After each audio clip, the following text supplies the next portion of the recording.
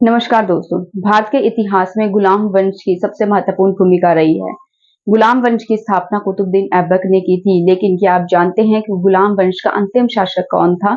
जी हाँ, हम बात कर रहे हैं क्यूमर्स की। क्यूमर्स जो कि इस वंश का आखिरी शासक था, उसके शासनकाल में ऐसी कौन सी घटना घटी जिसके कारण यह वंश सदा के लिए समाप्त हो गया और किस प्रकार से खिलजी सरदार सत्ता में आ गए? अपने सभी सवालों का जवाब जानने के लिए इस वीडियो को फुल वॉच कीजिए। तो चलिए शुरू करते हैं अपने इस मोस्ट इम्पॉर्टेंट टॉपिक को।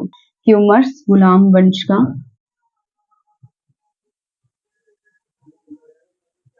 आखिरी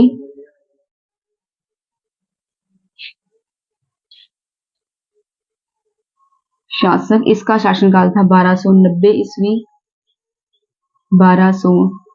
ईस्वी। जब ये गद्दी पे बैठा, यह कैकुबाद का नाबालिग पुत्र था। नाबालिग पुत्र था और जब यह गद्दी पे बैठा तो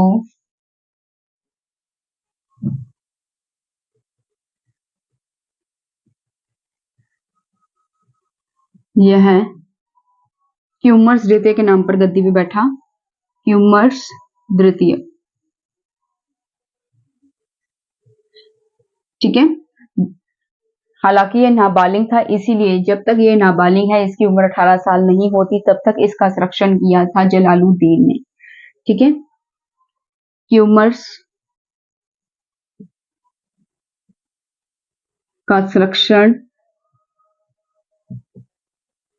जलालुद्दीन, लेकिन मात्र 3 महीने के पश्चात ही 3 महीने के पश्चात ही जलालुद्दीन ने इसकी हत्या कर दी और उसने अपना खिलजी वंश स्थापित किया। खिलजी वंश स्थापित किया, ठीक है।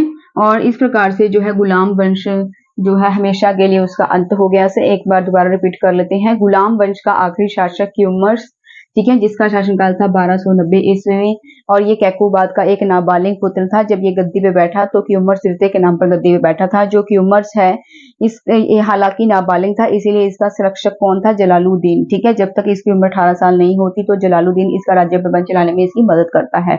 लेकिन मात्र 3 महीने के पश्चात ही जलालुद्दीन ने इसे बंदी बना लिया और इसकी हत्या कर दी। बंदी बनाकर हत्या इसकी कर दी और उसके बाद जलालुद्दीन जो है उसने खिलजी वंश स्थापित कर लिया। और जो क्यूमर्स है, जो कि गुलाम वंश का आखिरी शासक था, इस प्रकार से गुलाम वंश हमेशा के लिए जो है समाप्त हो गया, उसका अंत हो गया और एक नया वंश जो है दिल्ली सल्तनत पर उसने राज्य किया, जिसका नाम था खिलजी वंश।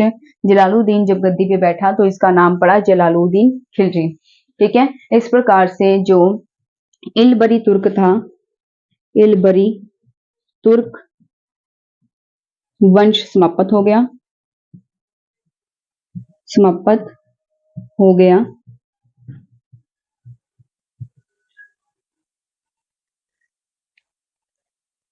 इस प्रकार से जो गुलाम वंश था हमेशा के लिए समाप्त हो गया और साथ ही जो है खिलजी वंश है वह स्थापित हो गया, जिस पर अलग अलग खिलजी सरदारों ने राज्य किया था। इस प्रकार से यहाँ पर यह टॉपिक कंप्लीट होता है। और आपको ये वीडियो कैसी लगी है मुझे कमेंट सेक्शन में जरूर बताइएगा। वीडियो अच्छी लगी हो तो चैनल को सब्सक्राइब, लाइक और शेयर करना मत भूलिएगा। मिलते हैं किसी नेक्स्ट टॉपिक में, किसी नेक्स्ट वीडियो के साथ। धन्यवाद।